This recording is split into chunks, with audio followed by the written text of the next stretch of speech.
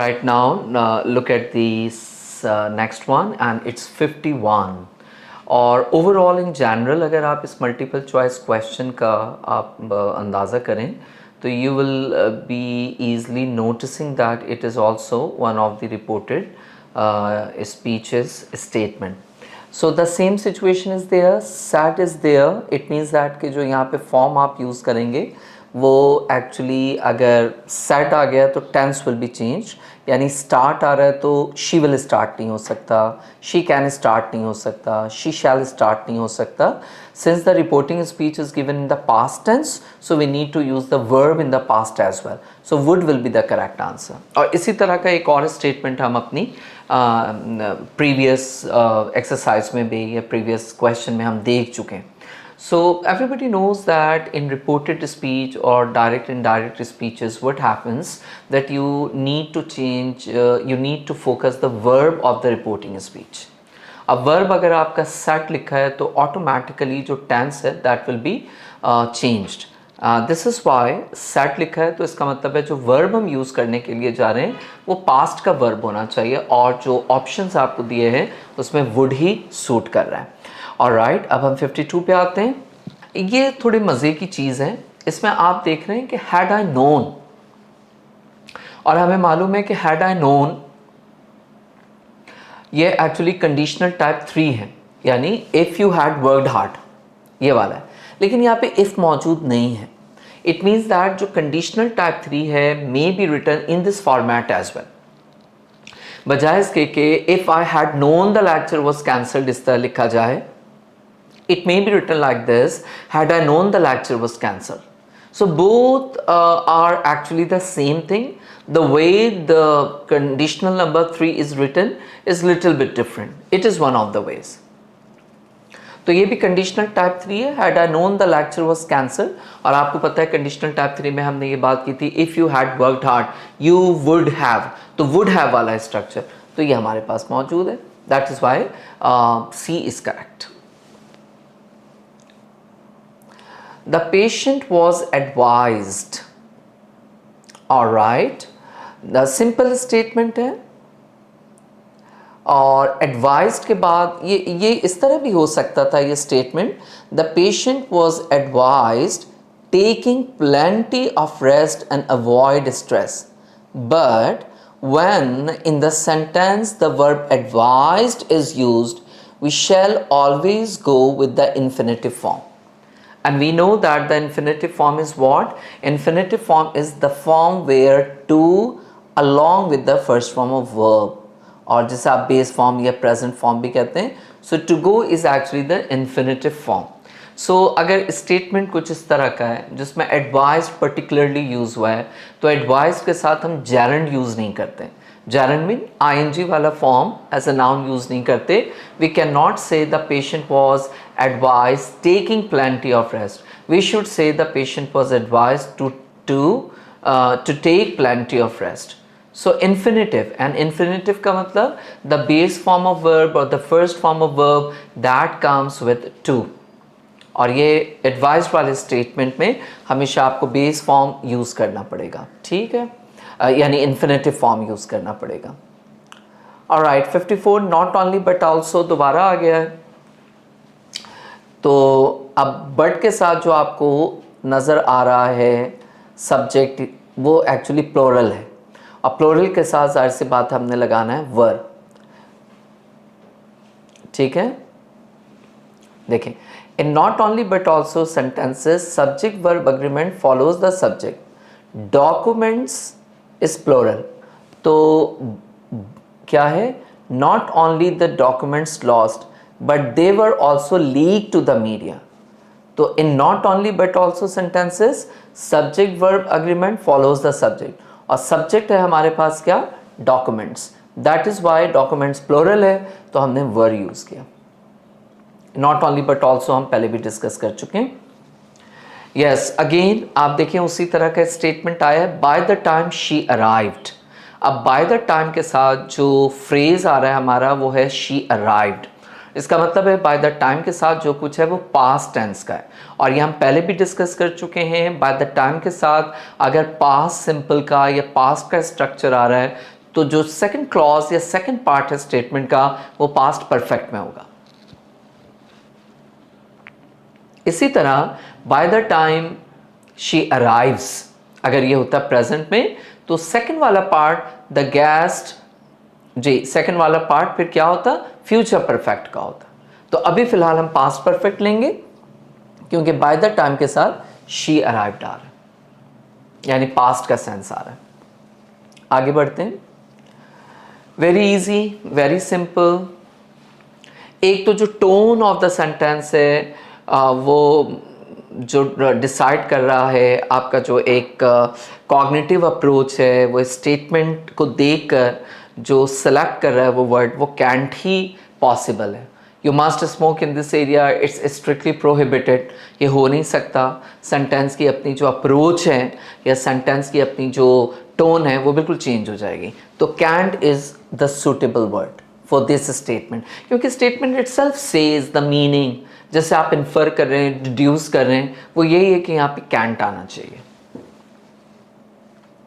Alright, 57 the manager insisted that the employee, ये हम पहले भी डिस्कस कर चुके हैं, ये एक आपका सबजंक्टिव मोड है और सबजंक्टिव कंस्ट्रक्शन में या स्टेटमेंट में क्या होता है, ये आमतौर पर फॉर्मल लैंग्वेज में, डॉक्यूमेंटेशन में, डॉक्यूमेंट्रीज में और जो इस तरह की लैंग्वेजेस होती हैं उसमें हम यूज़ करते हैं।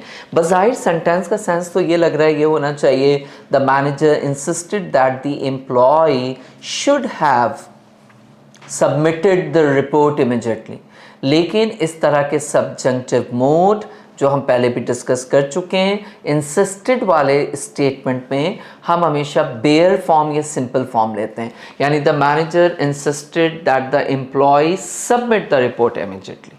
उस वाले सेंस पे नहीं जाएंगे that the employee should submit the report immediately. Next, I wish वाला आ गया, very simple. I wish more time to complete the presentation before the deadline। ये मेरा ख्याल है कि हम डिस्कस कर चुके हैं पिछली सेंटेंसेस में भी कि जो आई विश जो एक फ्रेज़ यूज़ होता है स्टेटमेंट में, जिस तरह भी हम डिस्कस कर रहे थे, इससे पहले we have discuss like it's high time, इससे पहले we have discuss insisted. In the same way, if the statement is there in which I wish is there, तो I wish के बाद जो भी आप verb use करेंगे वो past में ही होगा। Although I wish represents and gives you the present sense, but the leftover part will always be taken or always be placed in the form of past. Like I wish I could go there, so could is past. So I wish I had more time, ज़ाहिर had is the past form। तो जो wishing वाले sentences होते हैं और ख़ासकर इस तरह के जिसमें आप यूज़ करते हैं I wish, he wishes, wish वाला जो statement होता है, second part या second जो clause है या जो आगे sentence link कर रहा है उसको आप हमेशा past में रखेंगे। ठीक है, next। ये भी आपका एक सेंटेंस के टोन के ऊपर डिपेंड कर रहा है। इस सेंटेंस के जो इन्फर आप कर रहे हैं उस मीनिंग को यहाँ पे एक्चुअली आप फोकस करें। जी, तो इसमें जो ओवरऑल आंसर है वो मस्ट ही सूट कर रहे हैं। You should have left your laptop at the office, is not here, ज़ाहिर है कोई सेंस नहीं बना रहा है। Must is actually that modal verb that is giving the sense in the statement. Neither the teacher and nor the students, ये हम पहले भी डिस्कस कर चुके हैं। नीदर एंड नॉर वाले सेंटेंसेस के इस तरह के सेंटेंसेस में एक तो हमारी डिस्कशन ये हुई थी कि look at the sentence, if only neither और ईदर, जिसको हमने बात की थी कि अगर सिंगुलर इंडेफिनेट प्रोनाउंस हैं तब तो आप उसको सिंगुलर कंसीडर करेंगे, लेकिन अगर नीदर के साथ नॉर आ रहा है तब आपकी सिचुएशन थोड़ी बहुत चेंज हो जाएगी और वो चेंज सिचुएशन को आप फोकस करेंगे। और यहाँ पे neither the teacher nor the students, nor के बाद क्या है सब्जेक्ट या वर्ब के बाद जो सब्जेक्ट है वो सिंगुलर है या प्लूरल है, उसके मुताबिक हम डिसाइड करेंगे। तो वर्ब के करीब जो सब्जेक्ट है इट इज़ प्लूरल, और दूसरा मैंने बताया था कि हमने देखना होता है नॉर के बाद क्या है, तो उस पॉइंट ऑफ व्यू से भी देखें तो इट इज़ प्लूरल, और प्लूरल के साथ जो ऑप्शन सूट कर रहा है वो वर है। That is why we have inserted were here. Now next 61, देखें इसमें भी आपके पास this book along with the notes and files, ये एडिशनल है, ये एक एडिशनल क्वालिफिकेशन है जो दिस बुक को क्वालिफाई कर रहा है। तो जब हम वर्ब को सिलेक्ट करेंगे उसमें इससे हमारा कोई ताल्लुक नहीं होगा, दिस बुक को हम फॉलो करेंगे along with the notes and files। ये हम पहले भी डिस्कस कर चुके हैं। जो एडिशनल पार्ट होती है उसको हम इग्नोर करते हैं, सब्जेक्ट को हम देखते हैं, अगर वो सिंगुलर है तो उसके मुताबिक we need to select the verb, and if it is plural then we are supposed to select the verb accordingly। So this book is singular, then we need to use is। Ji, every student and teacher in the department, you know that every is generally considered as the singular indefinite pronoun, और ये हम पहले भी discuss कर चुके हैं। in any sentence where you find each, every, this sort of a structure, we need to consider it as a singular। तो every के हवाले से हमें singular लेना होगा। student and teacher in the department, volunteers हमें सिंगुलर, और जब हम सिंगुलर नाउन कंसीडर करते हैं तो आपको पता है कि वर्ब की फर्स्ट फॉर्म के साथ एस या ई एस लगाते हैं अगर आप प्रेजेंट टेंस में बात कर रहे हैं। For example he plays, every student volunteers, alright. तो एवरी जिस सेंटेंस में भी है it will be considered as singular. Now 62, ज़ाहिर है जब आप प्रेजेंट सिंपल टेंस की बात करते हैं, नेचुरल ट्रूथ की बात करते हैं, फैक्ट की आप बात करते हैं, उसमें हम प्रेजेंट सिंपल टेंस यूज़ करते हैं। और वही बात यहाँ पर भी है, आपको नज़र आ रही है the sun in the east. ज़ाहिर एक फैक्ट की बात हो रही है, इसको प्रेजेंट सिंपल टेंस में रखा जाएगा। द सन जिसको आप देख रहे हैं ये एक सिंगुलर नाउन है, और प्रेजेंट सिंपल टेंस में जब आप सिंगुलर नाउन के साथ वर्क करते हैं you need an inflectional verb, यानी जिसके साथ एस या ई एस लगाते हैं, like he plays, he play नहीं होगा। तो इसी तरह the sun rises in the east, the sun rise ये पॉसिबल नहीं है। यहाँ पर भी वही सिचुएशन है। The train usually is showing you a routine work, usually shows you a work that is generally done. ये भी एक प्रेजेंट सिंपल टेंस का स्टेटमेंट है। तो द ट्रेन यूजुअली, अब ट्रेन क्योंकि सिंगुलर है इसलिए वर्ब हम वो वाला सिलेक्ट करेंगे जिसके साथ एस या ई एस ऐड हो रहा है। तो द ट्रेन यूजुअली अराइव्स। आगे बढ़ते हैं जी। अब ये तो आप खुद ईजिली कर सकते हैं, इतनी बार मैंने इस तरह के स्टेटमेंट अपनी एक्सरसाइज में शामिल की है that you can easily now infer the proper answer. Look, there is the by time and the guest arrive. अब तो ये बिल्कुल प्रॉपरली ईजिली आप कर सकते हैं कि had prepared will be the correct answer, because by the time के साथ जो फ्रेज लगा हुआ है वो पास्ट का। ऑलराइट, ही रेयरली। अब आप देखिए ना, sometimes, usually, every day, these are those words indicating the routine, or in the other words you may say जिसको आप present simple tense कहते हैं। तो यहाँ पर भी आप देखें present simple tense है, और हमें मालूम है कि he हो, she हो, it हो, ऐसी सिचुएशन में जो verb यूज़ होता है वो हम play। फॉर एग्जाम्पल अगर मैं वर्ब यूज कर रहा हूँ he play, she played, play it will be wrong, it should be he plays. So he, for the he we are using uses. He rarely uses his phone during meetings. तो ये present simple tense की practice है actually. Yes, यहाँ पे subject miss है, subject हम add कर देते हैं I. Very simple. His message last night. Last night shows an action that was done in the past. It means it is a simple past tense, जैसे आप past indefinite भी आप कहते हैं। तो obviously यहाँ पे ये नहीं हो सकता I see his message, I seen his message। ये एक simple past tense है, और इस टोन को अगर मैनेज भी कर रहे हैं यानी बैलेंस भी कर रहे हैं तो इस तरफ भी simple past tense है, तो इधर भी हम simple past tense रख रहे हैं। क्या हो जाएगा? I saw the message last night. Very simple. It's so easy. All right. It's also very easy. Simple. ये सिंपल पास्ट टेंस का ही स्टेटमेंट है and we know that in simple past tense we simply use the past form. In other words you may say the second form of verb and when you are using did in the past simple tense we tend to use the first form of verb with did. For example अगर ये इस तरह होता the boy did not, तब होता finish his homework. But it's simple that the boy finished his homework and then went out to play. So simple past tense में we simply know that we need to use the past form. 69.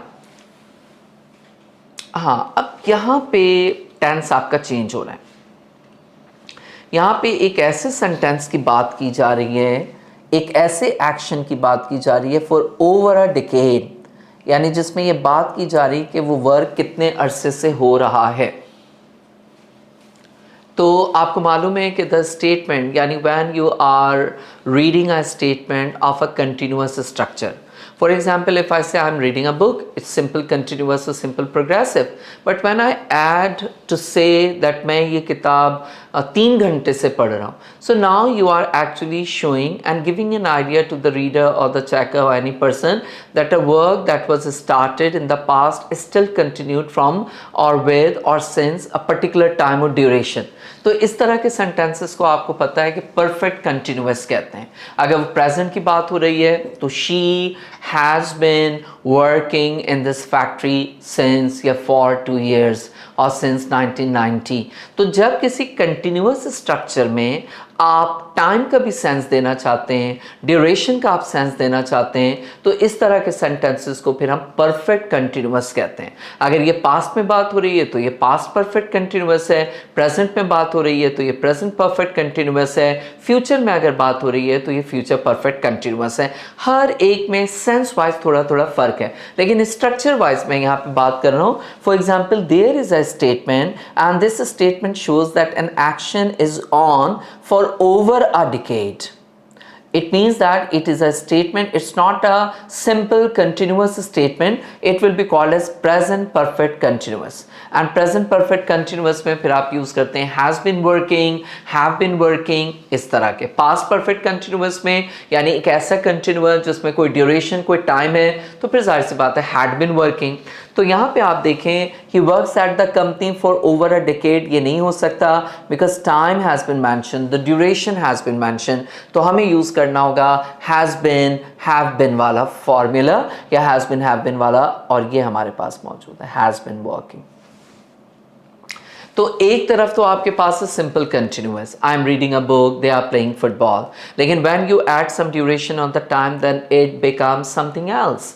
Then you need to say he has been playing cricket since morning. अब आपने time and duration दे दिया है, इसका structure change हो जाएगा. अब he is playing since morning के बजाय ये हो जाएगा he has been playing since morning, जैसे कि यहाँ पे हो रहा है. अब इस तरह के एग्जाम्पल्स और देखें, यहाँ पर भी देखें since the problem was first, यहाँ पर भी ये बताया गया है कि the work is on since this situation.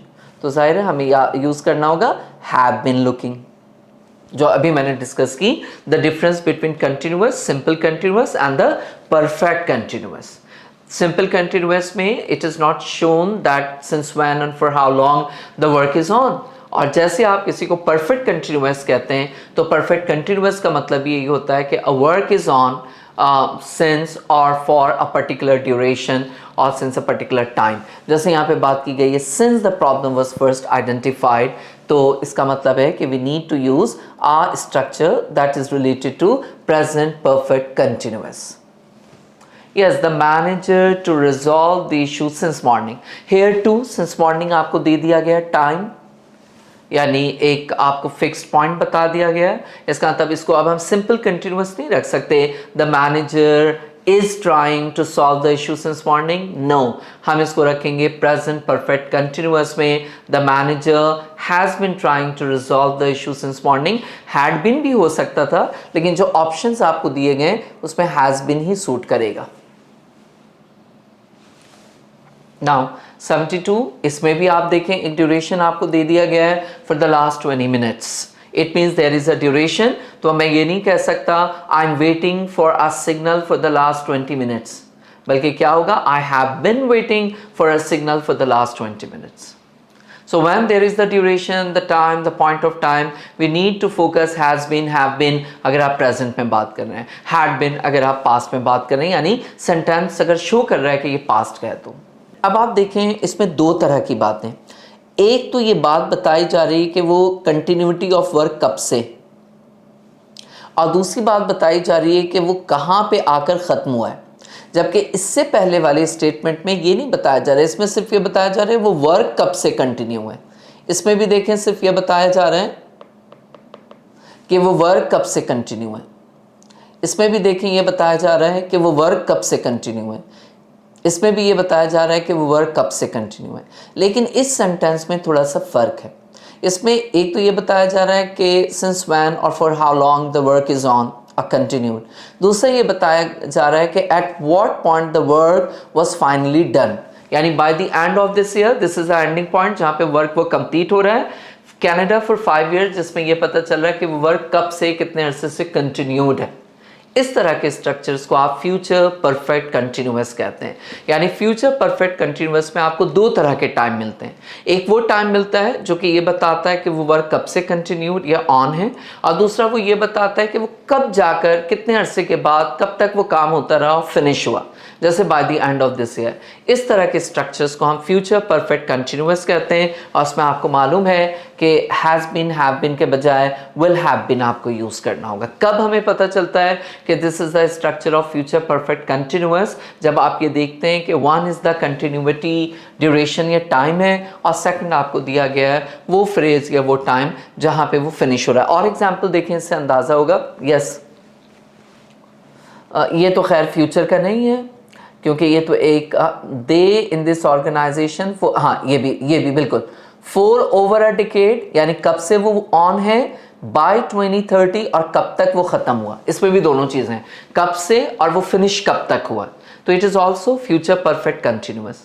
तो यहाँ पर हम वही यूज़ करेंगे विल हैव बीन। यानी फ्यूचर परफेक्ट कंटिन्यूअस की ख़ास बात यह है कि not these sort of sentences not only show कि वो कब से कंटिन्यू है, बल्कि it also shows कि किस पॉइंट पे जाके वो ख़त्म हुआ है। जैसे this work was done by 2030, यानी they will have been working in this organization for over a decade, यानी कितने अरसे तक वो रहा और कब जाके फिनिश हुआ।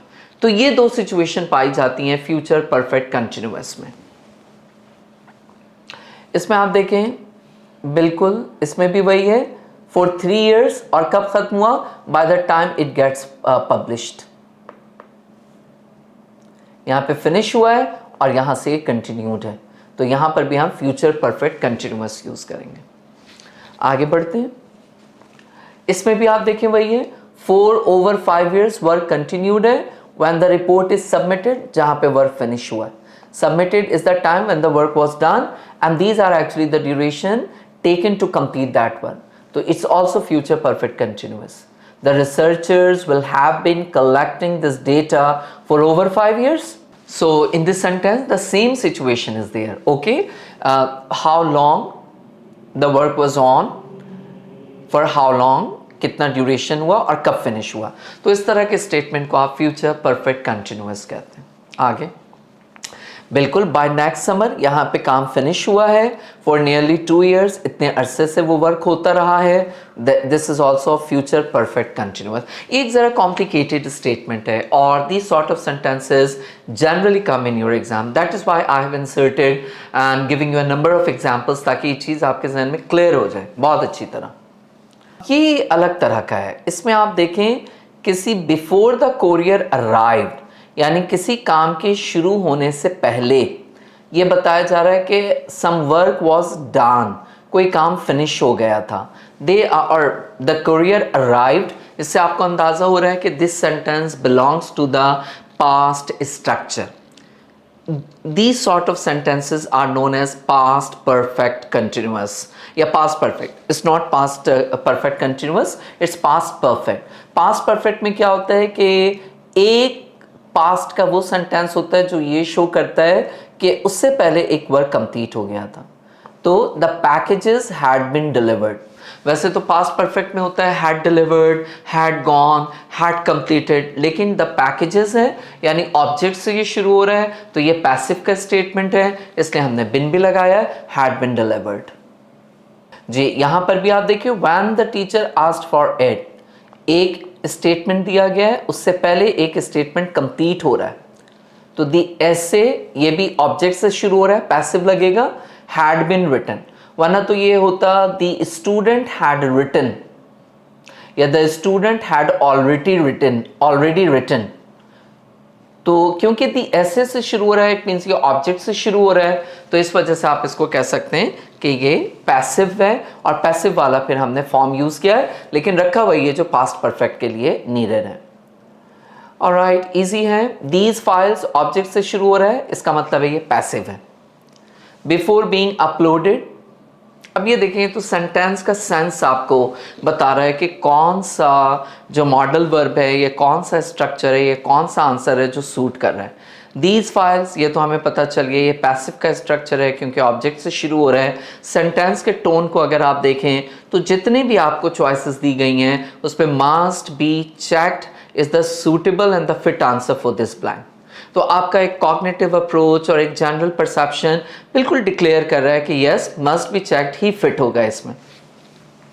जी, the report before the deadline if the team worked overnight, ये if the team worked overnight conditional structure है।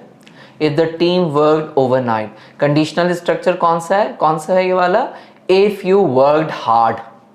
तो क्योंकि ये पैसिव का है तो हमें पैसिव वाला फॉर्म लेना होगा, would have been completed. The report would have been completed before the deadline if the team worked overnight. तो पैसिव वाला हम, अब पैसिव में आपको पता है हम थर्ड फॉर्म ऑफ वर्ब लगाते हैं, तो ये पैसिव स्ट्रक्चर में हमने कंडीशनल टाइप 3 को यूज किया। जी ये तो सिंपल है, सिंपल टोन आपको बता रहा है कि इसमें कौन सा आंसर सूट कर रहा है। आप देखिए ना कि the solution carefully before any further steps are taken, तो जो ऑप्शंस आपको दिए गए हैं, जो चॉइसेस आपको दी गई हैं, उसमें ऑप्शन बी ही फिट हो रहा है। तो it means that most of the time when the sentences are given for the completion or to complete the sentences with suitable answer and word, there we mean to see the situation। वहाँ पे आपको situation को देखकर और फिर जो answers आपको दिए गए हैं उसमें से एक सूटेबल आंसर को हमें इन्फर करना होता है और हमें यूज़ करना होता है। तो यहाँ पे should be analysed he sounds great. She said बहुत ईजी है। शी सैड दैट, यानी ये एक रिपोर्टेड स्पीच है, इनडायरेक्ट स्पीच है, दैट द लेटर, और आपको मालूम है कि इनडायरेक्ट स्पीच अगर रिपोर्टिंग स्पीच सेड है we need to change the verb in the past. तो she said that the letter has sent नहीं हो सकता, वॉज सेंडिंग नहीं हो सकता, हैड बीन सेंट होगा। और बिन कहाँ से आया है, बिकॉज द लेटर से स्टार्ट हो रहा है, ये पैसिव वॉइस है, और पैसिव वॉइस में आपको पता है कि वी नीड टू यूज बिन। आगे हम पढ़ते हैं, बहुत इजी है, सिंपल। एक जनरल बात हो रही है जॉन के साथ, ज़ाहिर डू नॉट लाइक नहीं लग सकता, डिड नॉट लाइक लग सकता है। John did not like spicy food, लेकिन डिड नॉट लाइक लगाने के लिए हमें कोई कॉन्टेक्स्ट नहीं मिल रहा है जिससे हमें अंदाज़ा हो। फॉर एग्जाम्पल अगर ये सेंटेंस इस तरह होता, John did not like the spicy food that he took last night, तब तो हमें पता, या इस तरह होता John did not like spicy food yesterday, तो तब तो हमें समझ में आता कि there is a clue or there is a point that is indicating something that is of the past time, but simply हमें past का कोई hint नहीं मिल रहा है, so then we'll go with present। और आपको पता है John है, John is the singular noun, तो हम do not नहीं लगा सकते, does will be the fit answer। Alright, the documents along with the photographs, ये वही along वाला स्ट्रक्चर आ गया। तो we need to look at the subject, अगर subject plural है तो हम उस verb की तरफ जाएंगे जो प्लूरल के साथ अटैच्ड होता है। तो ये तो हो गया हमारा 85, और फ्रॉम यानी 51 टू 85 हमने जो एक्सरसाइज की उसमें हमने देखा what are the important points to remember when you are going to complete the structure, complete the sense, not only the structure of the grammar but it is also important to use your cognitive approach, your deduction ability, किस तरह आप चीज़ों को deduce कर रहे हैं, किस तरह आप अंदाज़ा कर रहे हैं, किस तरह आप इन्फर कर रहे हैं, और फिर आप अंदाज़ा कर रहे हैं कि ये इसके साथ सूटेबल आंसर होगा। So we have further multiple choice questions. अच्छा, अब इसमें क्या होता है, समटाइम्स यू हैव सीन कि आपको सेंटेंसेस दिए जाते हैं, there you need to complete the whole sentence by selecting the most suitable word. अब ये जो मोस्ट सूटेबल वर्ड की सिलेक्शन है, समटाइम्स ये ग्रामर का कोई पार्ट होता है जो कि पूरे सेंटेंस के स्ट्रक्चर को फॉलो करके और फिर उस ग्रामर के पार्ट को आप सेलेक्ट करते हैं, और समटाइम्स कोई विकैबुलरी है, कोई वर्ड है जो सेंटेंस के सेंस को देखकर आप एक्सट्रैक्ट करते हैं। तो अब जो हम मल्टीपल चॉइस क्वेश्चंस को फॉलो कर रहे हैं, कुछ इस तरह का स्ट्रक्चर और डायरेक्शंस होती हैं कि कोई वर्ड है जो अंडरलाइंड है, और उस अंडरलाइंड वर्ड की जगह आपने क्या करना है, जो उसी से मिलते जुलते, जो सेम मीनिंग, जैसे मैं डायरेक्शन अगर पढ़ूं तो क्या है, each sentence is a bold word, below each sentence are 4 other words, you are to select the one word which would best keep the meaning, which would best keep the meaning का मतलब जो उसके synonym हो, जो उससे करीब करीब हो, जो उससे मिलते जुलते आंसर्स दे रहे हो। यानी एक तरह से आप कह सकते हैं कि ये वर्ड सिनोनिम से रिलेटेड कोई एक्सरसाइज है जिसमें you are substituting the given word, you were substituting the word that is given in the question with the word those are given in the option. Let's see, for example, there is an example, you must stay away from that dissolute boy। अब आपसे ये कहा जा रहा है, जो अभी हमने इस डायरेक्शन में पढ़ी, कि हमने इसको सब्सटीट्यूट करना है, यानी इसका सिनोनिम देखना है। अच्छा, अब सिनोनिम देखने का मतलब ये है कि पहले सेंटेंस में जो वर्ड यूज़ हो रहा है उसके भी मीनिंग आते हो। So there are two phases, there are two ways, there are two different ideas of doing these sort of sentences। सबसे पहले तो आप देखें कि उस सेंटेंस में जो वो वर्ड है वो क्या मीनिंग दे रहा है। अब आप देखें ना, you must stay away, sentence के कॉन्टेक्स्ट को आपको देखना होगा, यानी सेंटेंस में जो वर्ड जिसको आप सब्सटीट्यूट करने के लिए जा रहे हैं, जो सिनोनिम या सेम या उससे मिलते जुलते मीनिंग को आप ढूंढने के लिए जा रहे हैं, एक्चुअली वो मीनिंग क्या दे रहा है, आप क्या मीनिंग इन्फर कर रहे हैं उससे। अब आप देखें, यू मस्ट स्टे अवे की बात की जा रही है, इसका मतलब है किसी लड़के से दूर रहने की बात की जा रही है। अब ज़ाहिर दूर रहने की बात की जा रही है इस वजह से तो नहीं कि वो बहुत अच्छा पढ़ता है उससे दूर रहो, बहुत नेक लड़का है उससे दूर रहो। इट मीन्स कि एक आइडिया जो इन्फर हो रहा है हमारे सामने, वो डिसोल्यूट का ये आइडिया जो इन्फर हो रहा है वो ये हो रहा है कि it means it is giving you an negative sense. तो जो मोस्ट सूटेबल वर्ड हमें नज़र आ रहा, इसलिए नहीं कि वो ऑनेस्ट है, रिपल्सिव और डिस्टेंट तो यूज़ हो नहीं सकता क्योंकि वो सेंस के टोन को बैलेंस नहीं करेगा। तो जो आंसर हमारे पास बच रहा है वो है immoral. Immoral is the most suitable answer, is the most suitable word that can be placed in instead of dissolute। तो इस तरीके से, यानी सबसे पहले जो आपको सेंटेंस दिया गया है, सबसे पहले आप उस सेंटेंस के ओवरऑल टोन को आप समझते हैं, फिर आप you start trying to infer the meaning to get the idea the given word जो use हो रहा है वो क्या meaning दे रहा है। जब आप उस sentence के tone को समझ जाते हैं, then you try to identify the meaning or the most suitable word that can be replaced with the word that is given in the question। इस तरीके से आपको कुछ क्वेश्चंस कंप्लीट करने होते हैं जो आमतौर पे सिनोनिम या सेम या सिमिलर मीनिंग वाले वर्ड के होते हैं। तो इसमें ग्रामर का कोई ताल्लुक नहीं है, इसमें तो आप एक प्रैग्मेटिक यानी एक प्रैक्टिकल थॉट निकाल रहे हैं जो सेंटेंस में मौजूद है, और जो वर्ड आपको दिया गया है उस वर्ड को आप रिप्लेस कर रहे हैं। अब अगर आपको ये बात समझ में आ गई है तो इस बेसिस पे जितने भी आपके मल्टीपल चॉइस क्वेश्चन हैं आप आसानी से सॉल्व कर सकते हैं। Now look at 87। Okay, an abridged version of this text is available now। अब हमें नहीं पता abridged की क्या मीनिंग है। अब फॉर एग्जाम्पल जो ओवरऑल सेंटेंस के सेंस को हम समझ रहे हैं उससे हमें एक आइडिया आ रहा है। अब क्रॉस वर्जन तो नहीं हो सकता है, स्पैन वर्जन नहीं हो सकता, तो लेकिन जो करीब करीब जो हमारा जहन बन रहा है वो ये है कि शायद इसका कोई कंसाइज्ड, शायद इसका कोई ब्रीफ, शायद इसका कोई कंप्रेस्ड कोई वर्जन है, जो कंपाइल्ड वर्जन है, तो उससे मिलता जुलता जो वर्ड हमें नज़र आ रहा है वो है शॉर्टन।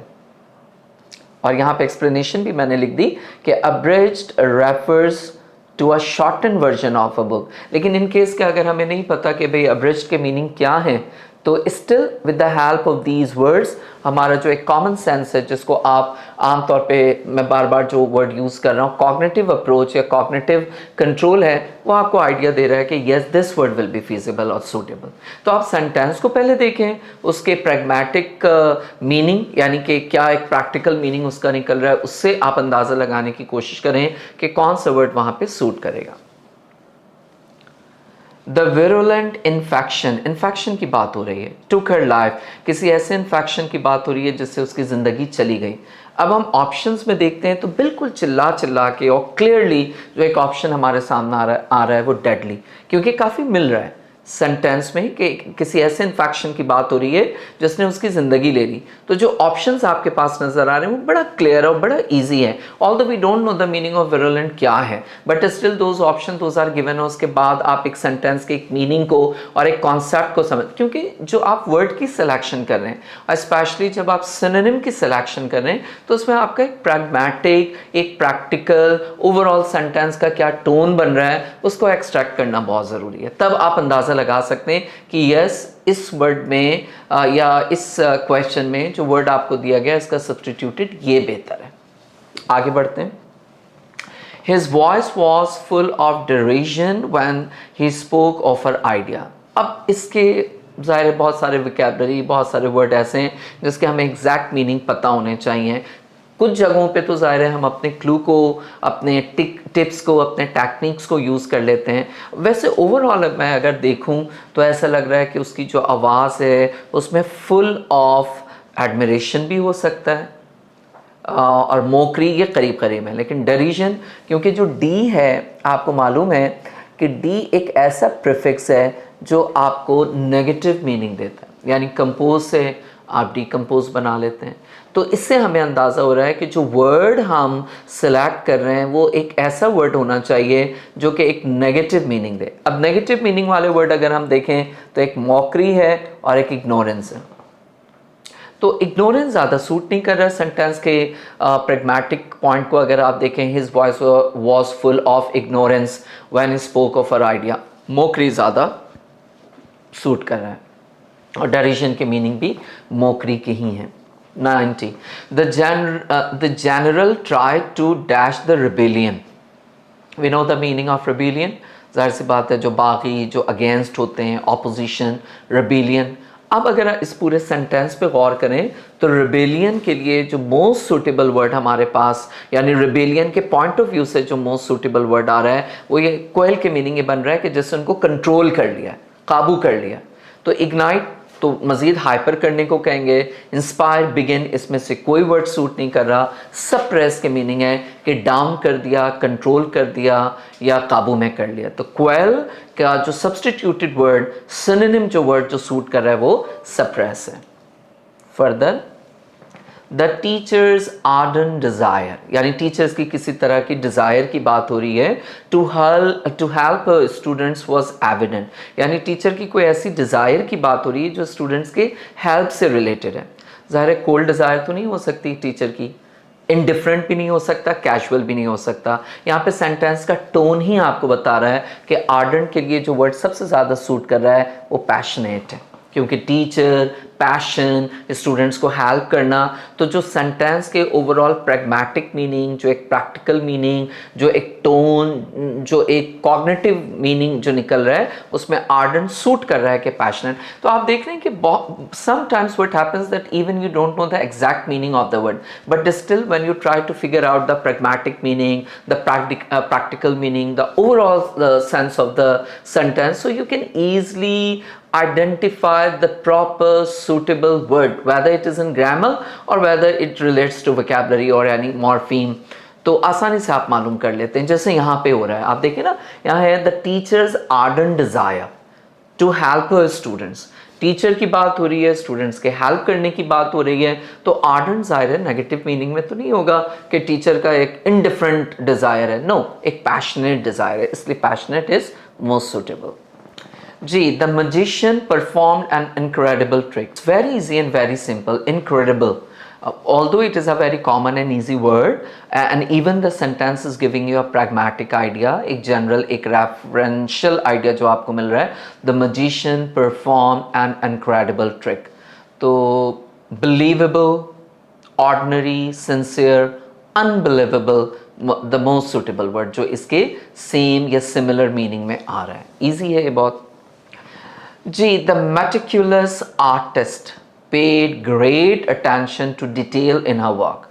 ओवरऑल सेंटेंस के मीनिंग बन रहे हैं कि किसी आर्टिस्ट की बात हो रही है, ये बात हो रही है कि उसका जो भी काम है उसके ऊपर बड़ा डीप और ओवरऑल उसकी अटेंशन होती है। तो इसका मतलब मेटिक्युलस के जो मीनिंग हमें मिलने चाहिए वो ज़रा केयरफुल का मीनिंग होना चाहिए, डेप्थ का मीनिंग होना चाहिए। जी, तो हैस्टी, स्लॉपी या केयरलेस तो नहीं हो सकता, प्रिसाइज, यानी precise means showing great attention. तो जो हमें सोल्यूशन बच रहा है वो precise is the most suitable. Next 94, इसमें भी हम देखते हैं she made an eloquent speech, everyone listened her intently, यानी कोई स्पीच है किसी तरह की और हर एक ने उसको बड़े गौर से सुना।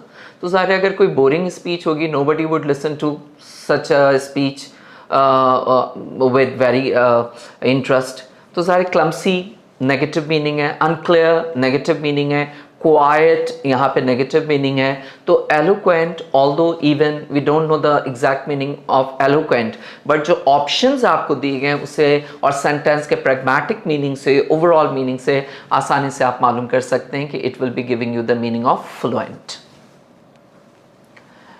benevolence made her popular, her benevolence made her popular। ज़ाहिर ग्रीड की वजह से तो कोई पॉपुलर नहीं हो सकता, जेलसी की वजह से कोई पॉपुलर नहीं हो सकता, हेजिटेशन की वजह से कोई पॉपुलर नहीं हो सकता। Even we don't know the meaning of benevolence, but still we can easily infer the meaning कि कौन सा मीनिंग इसके साथ सूट करेगा, यानी ऑप्शंस ही आपको बता रहे हैं कि yes this will be the fit answer. तो जो बात मैं समझाना चाह रहा हूँ वो ये कि ज़रूरी नहीं कि हर वक्त you can easily get the meaning of each and every word, but overall कुछ टेक्निक एंड टिप्स है जिससे आप आसानी से उसके सिनोनिम, यानी जो भी आपसे क्वेश्चन पूछा गया है कि उससे मिलते जुलते आप मीनिंग या उस सेंटेंस को कंप्लीट करने के लिए कोई सूटेबल वर्ड, तो आप आसानी से सेंटेंस के ओवरऑल मीनिंग को देखकर आप मालूम कर सकते हैं। The dog was docile and easy to train। अब easy to train का मतलब है कि डॉग को आसानी से ट्रेन किया जा सकता है। इसका मतलब ये है कि कोई पॉजिटिव मीनिंग यहाँ पे आ रहा है। वाइल्ड नहीं सूट कर सकता, नर्वस सूट नहीं कर सकता, नॉइजी सूट नहीं कर सकता। जो मोस्ट सुटेबल वर्ड हमें नजर आ रहा है वो ओबीडियंट ही है। Further, the decision was irreversible. Irreversible is an easy word और बहुत आसानी से आप मीनिंग मालूम कर सकते हैं। The decision was unchangeable. Alright, glance की बात हो रही है। She gave a dash glance at the report. Cursory, इसका मतलब है किसी ग्लांस की बात हो रही है, एकदम से नज़र डालने की बात हो रही है रिपोर्ट के ऊपर। सेंटेंस से हमें ये पता चल रहा है क्विक का सेंस मिल रहा है, यानी एक नज़र उसने डाली। तो cursory, detailed, glance idea detail नहीं हो सकती है, नज़र डालना होता है, वो फॉर अ ब्रीफ टाइम के लिए होता है, अ ब्रीफ ग्लांस होता है। तो कर्सरी ग्लांस सूट कर रहा है ब्रीफ के लिए, ना डिटेल के लिए, ना कंफ्यूजिंग के लिए, ना इमोशनल के लिए। His hand writing is almost illegible. अब हैंड राइटिंग की बात हो रही है, पॉजिटिव या नेगेटिव मीनिंग आ सकता है। हमें मालूम है कि जो वर्ड इल है ये एक ऐसा प्रीफिक्स है जो नेगेटिव मीनिंग के लिए यूज़ होता है, इलिटरेट, इलीगल। तो इसका मतलब ये है कि यहाँ पे जो इलिजिबल वर्ड यूज़ हो रहा है it is giving you a negative meaning, and from the options we need to select such an option that would give you a negative meaning. Beautiful is a positive meaning, messy, careless, unreadable, ये तीनों negative meaning है। लेकिन ज़ाहिर है जब आप hand writing की बात कर रहे हैं तो अनरीडेबल और रीडेबल ज़्यादा सूट कर रहा है।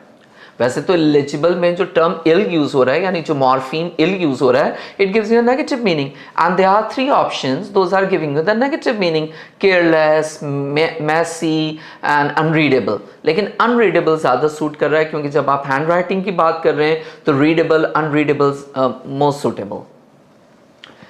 Yes, the CEO's lucid explanation clarified the entire strategy. ज़ाहिर है किसी एक्सप्लेनेशन की बात की जा रही है और उसके साथ अटैच किया जा रहा है जिससे पूरी क्लैरिफिकेशन हो गई है, तो इसका मतलब है कोई पॉजिटिव मीनिंग मिल रहा है। तो डिटेल्ड, टेक्निकल, वैग ज़्यादा बेहतर है क्लियर, क्योंकि कोई एक्सप्लेनेशन अगर क्लियर हो तो वो समझ में आना आसान होता है। और फिर आगे जो सेंस मिल रहा है, क्लैरिफाइड द एंटायर स्ट्रैटेजी, इसका मतलब है explanation was clear, that is why everything was clarified. आप देख रहे हैं किस तरह सेंस का अंदाजा लगा के we can easily infer the meaning. His hostile attitude drove everyone away. Attitude की बात हो रही है, नेगेटिव अप्रोच की बात हो रही है, एवरीवन अवे यानी किसी का एटीट्यूड है जिसकी वजह से कोई दूर हो गया। इट मीन्स कि हॉस्टाइल के लिए जो हमें एक सुटेबल वर्ड चाहिए वो एक नेगेटिव वर्ड चाहिए। अच्छा, अब नेगेटिव वर्ड में देखें तो silent is not negative, friendly is not negative, but rude and aggressive is negative. तो hostile, the rude attitude drove, ये भी पॉसिबल है, और हॉस्टाइल अग्रेसिव एटीट्यूड ड्रॉव।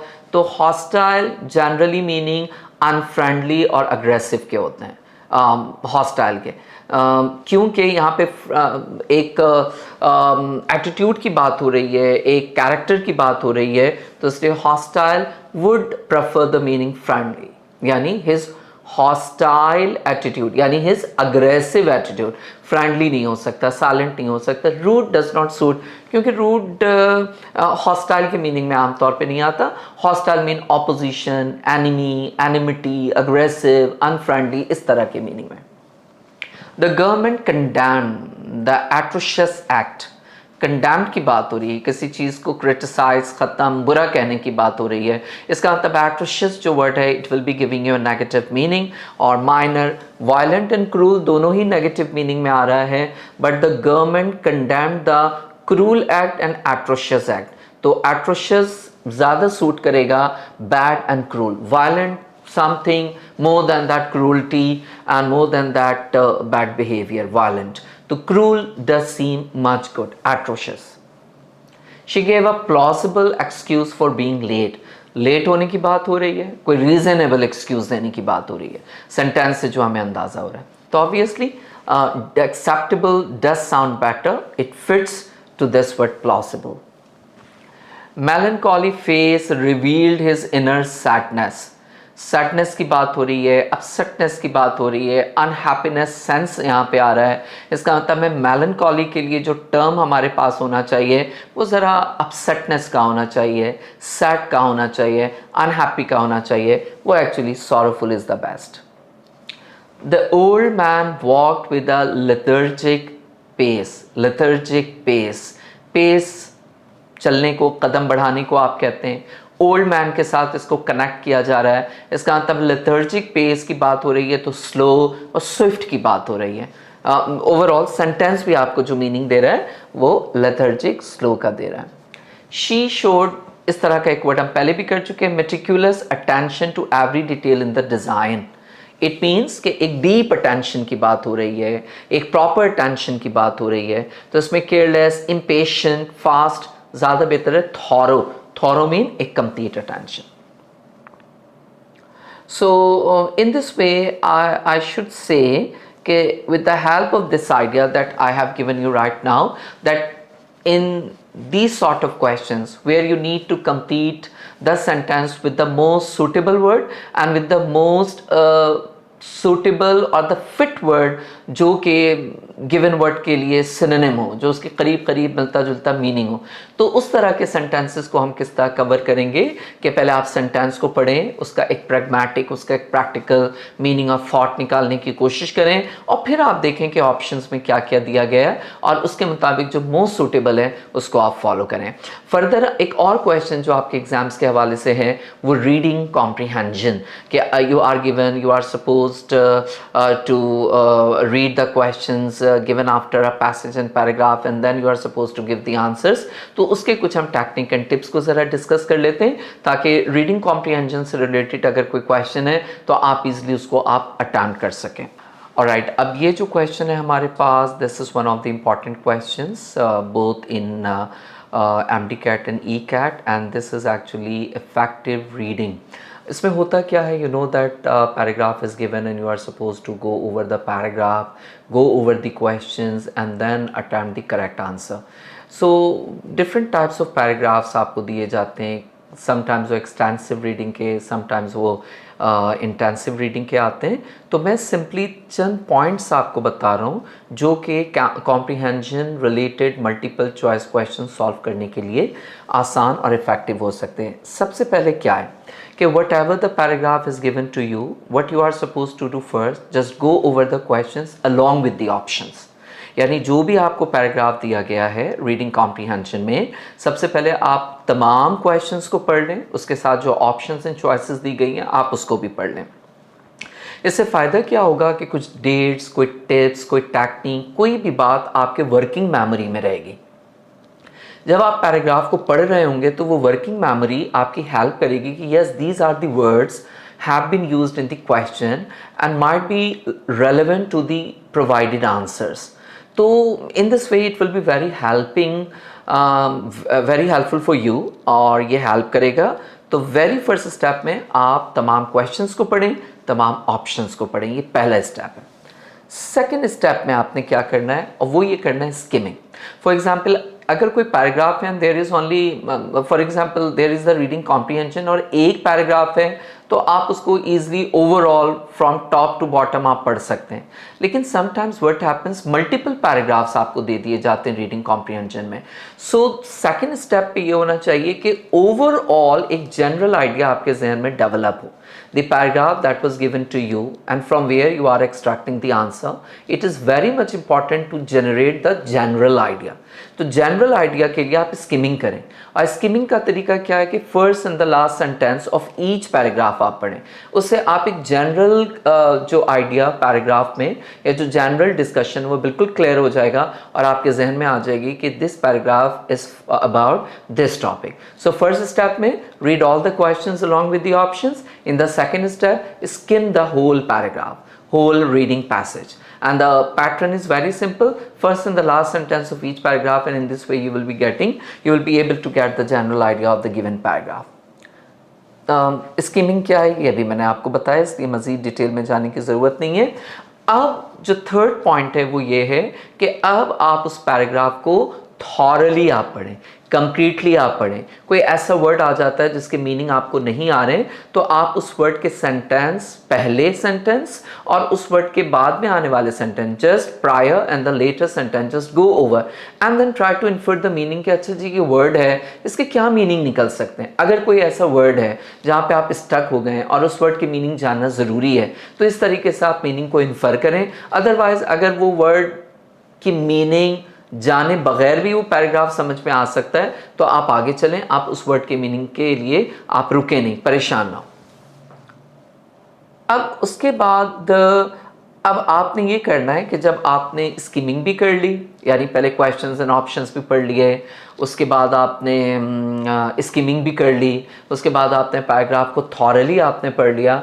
अब उसके बाद वन बाय वन आप क्वेश्चंस पढ़ते जाएं और उसके आंसर्स को जब आप लिखेंगे या उसमें मल्टीपल चॉइस क्वेश्चंस में आप मार्क करेंगे, तो you will be able to easily find out the answer. क्योंकि इन जनरल आपका ओवरऑल जो माइंड है वो क्लियर हो चुका होगा पैराग्राफ के हवाले से, क्वेश्चन के हवाले से.